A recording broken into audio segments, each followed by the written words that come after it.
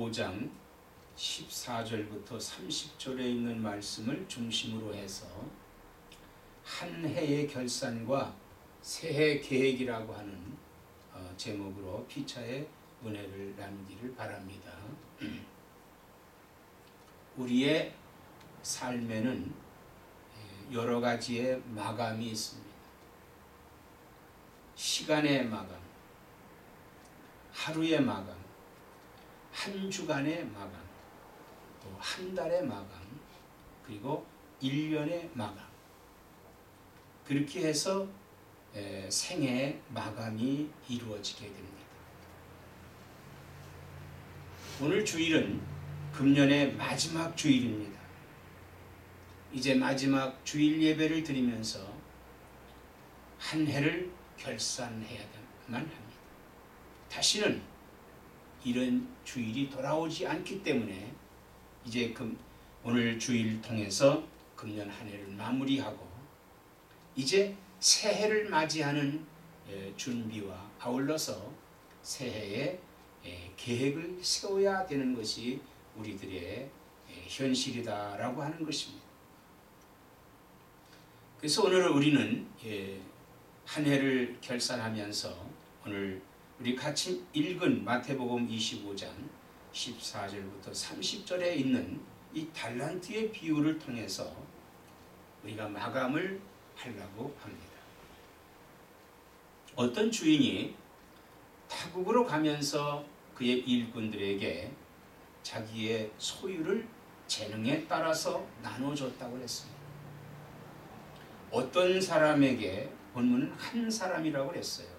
그러니까 어떤 사람?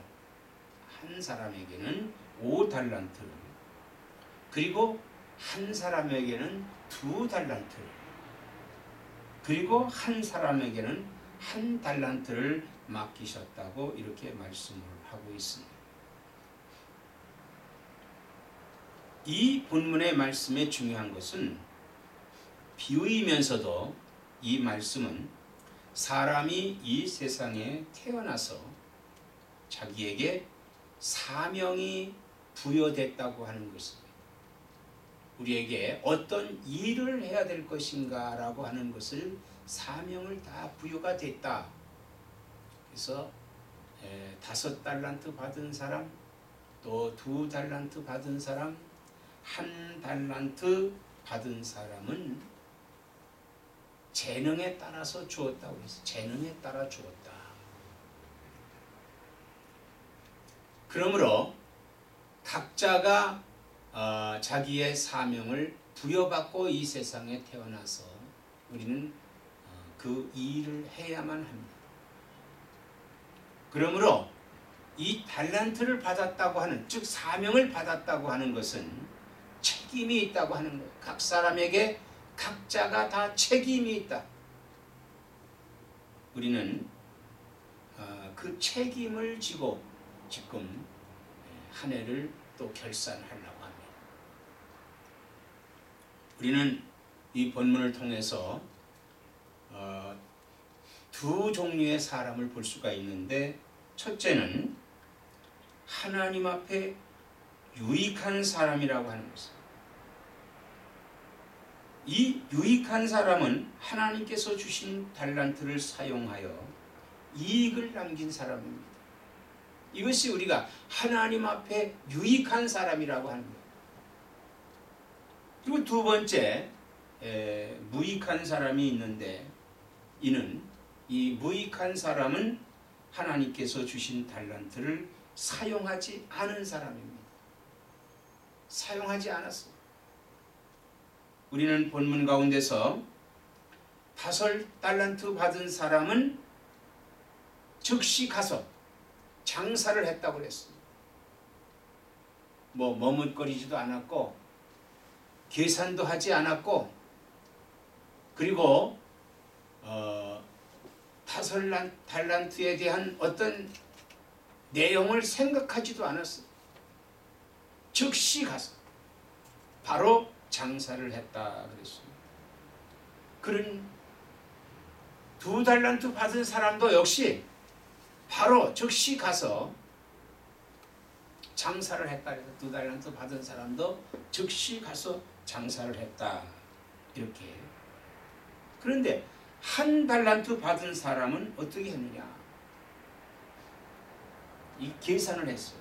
1달란트 받은 사람은 여러 가지로 계산을 해보고, 이건 땅에 묻어뒀다가 그래 안전하니까, 누가 훔쳐가지 않을 거니까, 그래서 주인이 왔을 때 돌려줘야 되겠다라고 하는 아주 기가 막힌 아이디어를 생각을 하고 땅속에 감추었습니다.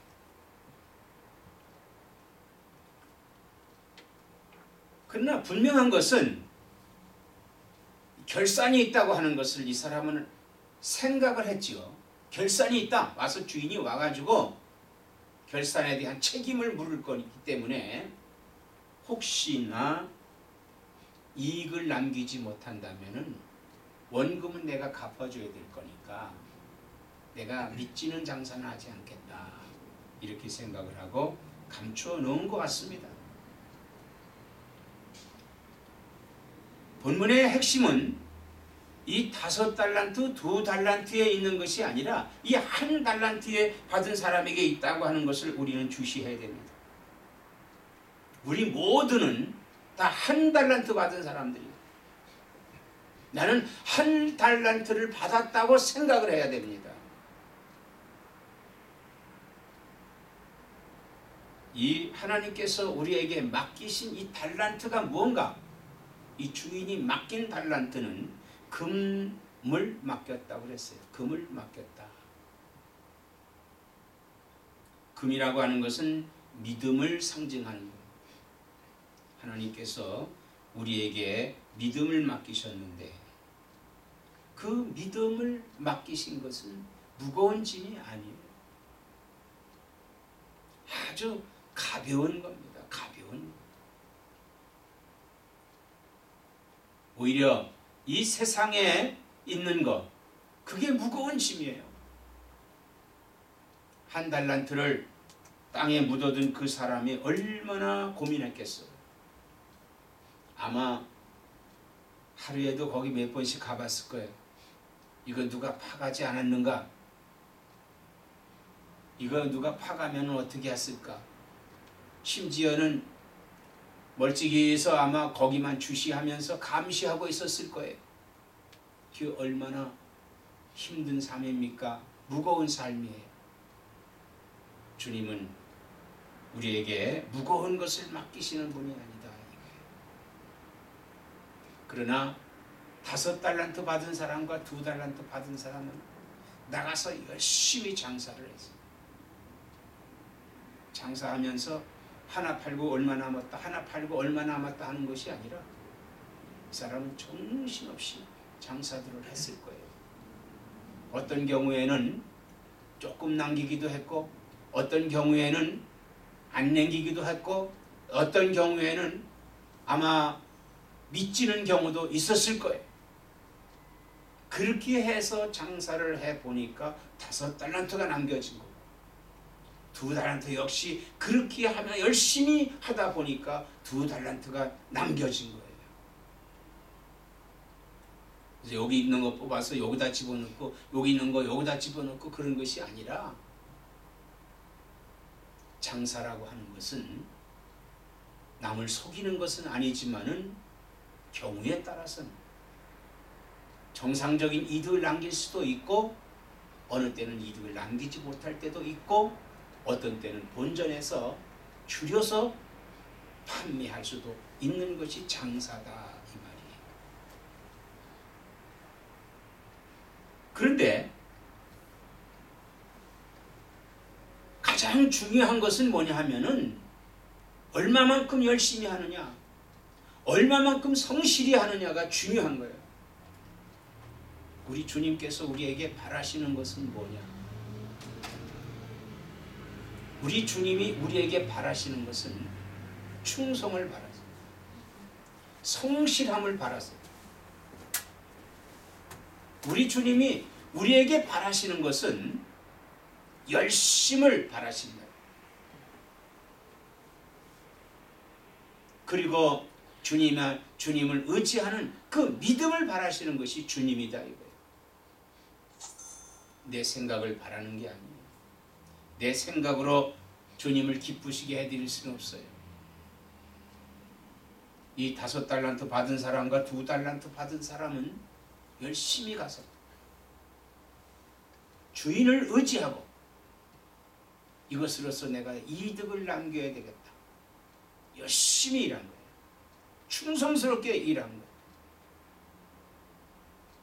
그러나 1달란트 받은 사람은 그러하지를 못했어요. 왜? 그 사람은 불만과 불평이 있었을 것입니다. 이 1달란트 가지고 뭘 하느냐. 공개적으로 어떤 사람은 5달란트, 어떤 사람은 2달란트, 1달란트를 주었는지는 모르겠습니다만은 각자 불러서 한 사람 한 사람에게 주었는지 아니면 공개적인 석상에서 주었는지는 알지를 못하지만은 그러나 이 1달란트 받은 사람은 분명히 주인에 대한 불평을 하고 있었을 거예요. 그리고 주인을 인색하다고 생각할 거예요. 그래서 그는 몹시 원망과 불평을 하면서 생각해낸 것이 땅속에 묻어둬야 되겠다 이렇게 생각을 한 것입니다. 시간은 흐릅니다. 그래서 주인이 다시 돌아오는 날이 와서 주인 앞에서 결산을 하게 되는 때가 왔습니다.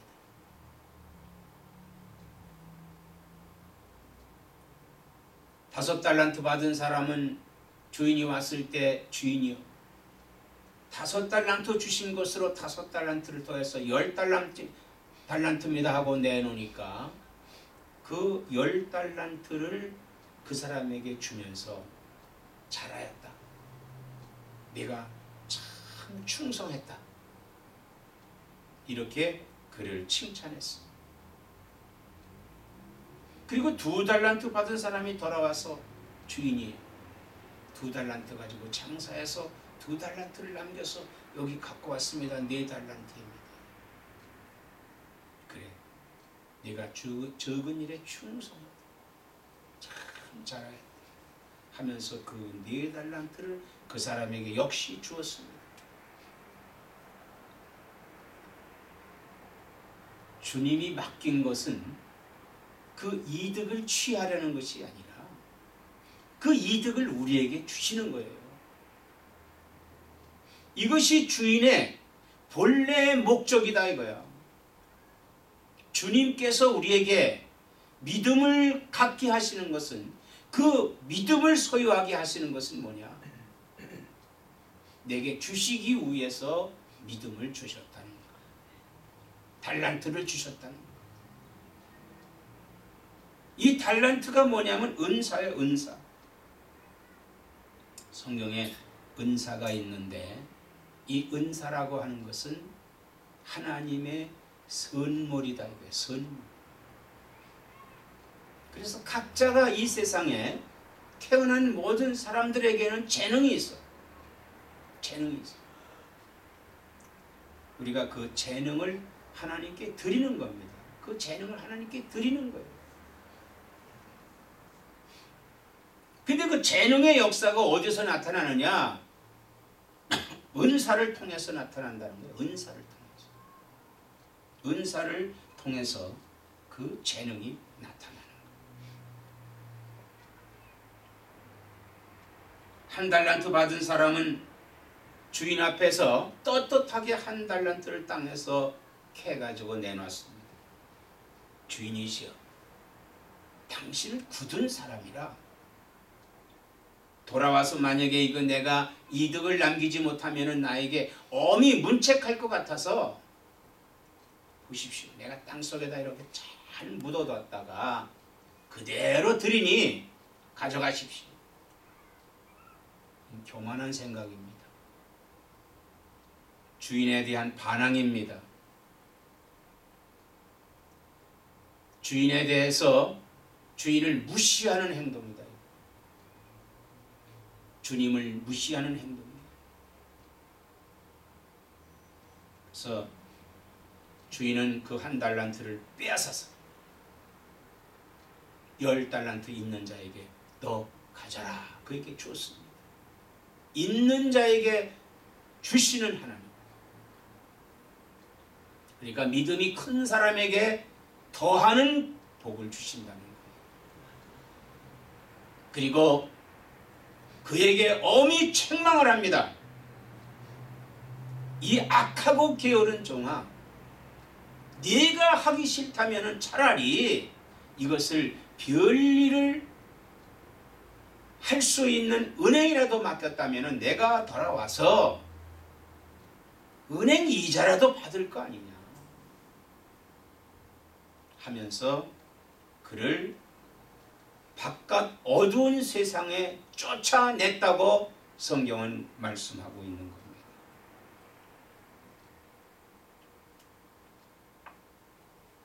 우리가 주님 앞에서 금년 한 해를 보내면서 과연 어떤 삶을 살았나 한번 생각해 보자.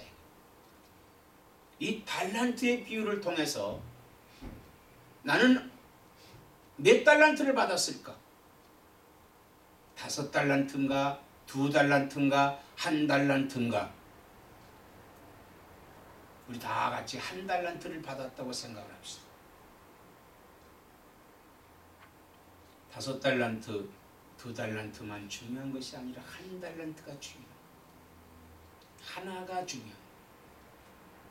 주님의 관심은 5달란트, 2달란트에 있었던 것이 아니라 이 1달란트에 관심이 있었다고 하는 사실을 우리는 기억해야 됩니다. 그리고 그 1달란트가 오늘 우리에게 주신 달란트예요. 성경에 말하는 대로 5달란트 가지고 나가서 5달란트를 벌고 2달란트 가지고 나서 2달란트를 더하고 그럼 1달란트 받은 사람은 1달란트를 더했을 거 아니냐. 우리 갑절이라고 하는 것은 굉장히 큽니다. 이게 1달란트가 적은 것 같지만 하나의 갑절은 2개인데 이것을 우리가 숫자적인 개념으로 보자 이거예요. 만약에 1달란트가 1억이라고 하는 개념으로 본다면은 그 1억이 2억이 되는 것이다. 1달러가 2달러가 되는 것이 아니라 1달란트라고 하는 이 개념은 엄청나게 큰 것인데 이 1달란트 받은 사람은 이것을 등한히 여기고 천하게 여겼다는 거예요. 오히려 자기 것을 토해야 될 것이라고 생각했다는 거예요. 우리가 믿음 생활을 할 때 내가 믿진다고 하는 생각, 차라리 이 시간에 내가 다른 것을 한다고 하는 그런 생각, 이것은 결산하는 자 앞에서 엄히 책망받을 일이다. 이거. 세상에 내 힘으로 되는 게 없어요. 주님께서 축복해 주시지 않는다면 우리는 아무것도 할 수 없어요. 우린 주님의 축복을 받아야 돼요. 야곱은 주님의 축복을 받기 위해서 엄청나게 힘을 썼어요. 자기가 그냥 형을 만나면 죽을 것 같아. 그러나 형을 만나야 돼. 그렇다면 그가 할 수 있는 것이 뭡니까? 주님 앞에 간절히 기도하는 거예요. 그렇다고 해서 야곱이 인간적인 생각을 하는 것도 아니에요. 만약에 내가 형에게서 공격을 받는다면은 바로 피해서 내 재산을 보호해야 되겠다고 하는 생각으로 2갈래로 재산을 2갈래로 이렇게 나누어서 형을 찾아가는 길. 그래서 만약에 이쪽에서 공격을 받는다면 내가 이 무리들과 함께 도망을 가서 형을 피해서 내가 살아야 되겠다. 그렇게 해서 그는 2 재산을 나누어 가지고 보내면서 그는 하나님 앞에 간절히 기도했어요. 약복강가에서 이 야곱이 생명을 바쳐서 부르짖는 기도. 그래야 거기서 천사와의 씨름이 이루어집니다. 주님 내게 축복해 주소서. 주님 내게 축복해 주소서. 밤새도록 기도했어요. 동이혼이 뜨려고 합니다. 천사가 이제 그만 나를 보내달라. 이제 가야 되겠다. 아닙니다. 나를 축복해 주시옵소서. 천사로 나타났지만 그것은 분명히 주님이십니다. 그의 다리를 붙들고 간절히 기도하는 거예요. 그때 다른 해는 서서히 떠오르고 어두움이 가시려고 할 때 천사가 야곱의 환도뼈를 치고 놔라. 내가 가야 되겠다. 내가 너한테 졌다. 그래서 너는 이제부터 야곱이라 하지 말고 이스라엘이라 하라. 이스라엘은 승리자라는 거예요. 네가 이겼다라고 하는 거예요. 바로 이 야곱의 이름이 이스라엘로 이스라엘의 시조가 됐습니다. 우리가 하나님 앞에 붙들고 늘어져야 돼. 내 힘으로 할 수 있는 것이 없어요. 하나님 앞에 간절히 부르짖고 하나님 앞에 맡길 때 하나님이 역사하십니다. 그런 축복을 받아야 돼. 우리는 하나님의 피조물이므로 하나님의 뜻을 올바로 깨달아 하나님께 유익을 드리는 삶을 살아야 된다는 것. 우리가 금년 한 해를 결산하면서 내가 하나님 앞에 얼마만큼 유익했는가, 그래서 주님께 어떤 유익을 드렸는가 한번 우리 자신을 돌아봐야 됩니다. 우리가 하나님께 유익을 드릴 수 있는 게 무엇일까? 우리 내년에는 하나님께 정말 무엇으로 유익을 드릴 수 있을까? 그래서 생각을 해봤어요. 하나님이 가장 기뻐하시는 것은 이런 하나님의 백성을 찾는 것이 가장 기뻐하는 일이요. 하나님을 기쁘시게 하는 것은 하나님께 믿음을 갖는 거예요. 주님을 믿는 그 믿음이에요. 그것을 예배로 표현하고 예배를 통해서 하나님께 드리는 거예요. 믿음을 하나님께 드립니다. 잃어버린 주의 백성들을 주님께로 인도합니다. 그리고 주님께 내가 의지합니다. 그런 하나님이 가장 기뻐하시는 일이다. 그래서 2013년에 우리 교회 목표는 전도하여 성장하는 해이다라고 정해봤습니다. 우리 자신도 전도해야 되겠다. 전도를 어떻게 하느냐? 하나님의 말씀을 그들에게 전하는 겁니다. 아직 예수 믿지 않은 사람에게 전하는 겁니다. 하나님은 당신을 사랑하십니다. 그러기 위해 당신을 위해서 이 땅에 오셔서 십자가에 죽으셨습니다. 당신의 죄를 담당하시기 위해 죽으셨습니다. 그러나 그분은 우리를 살리기 위해서 하나님께서 부활하셨습니다. 그리고는 이제 우리를 심판하시기 위해서 다시 오십니다. 복음을 그들에게 전해야 됩니다. 먼저 복음을 증거해야 됩니다. 그 다음에 두 번째는 그들을 교회로 인도해야 됩니다.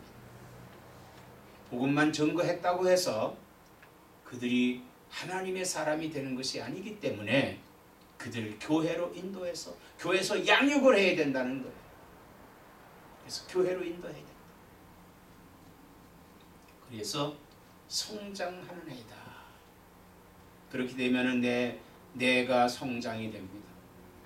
하나님의 말씀을 증거하고 하나님께 맡기고 하나님께 모든 것을 위탁할 때 내가 성숙이 된다 이거예요. 내가 성장한다 이거예요. 그러면은 내 개인적인 문제들도 하나님께서 하나하나 해결해 주시고 하나님께서 치료해 주시고 하나님께서 역사해 주심으로 말미암아 우리가 신앙의 성장만 있는 것이 아니라 우리의 삶 속에서 우리의 삶도 성장되는 역사가 있다고 하는 사실을 믿고 금년 한 해 지내서 다시는 뒤 과거를 돌아보면서 내가 잘못했구나 땅을 치면서 주저앉을 것이 아니라 내가 잘못했구나 내가 다음은 이렇게 해야 되겠다라고 하는 소망과 희망을 가지고 2013년을 맞이하는 나와 여러분 되기를 축원합니다. 기도하시겠습니다.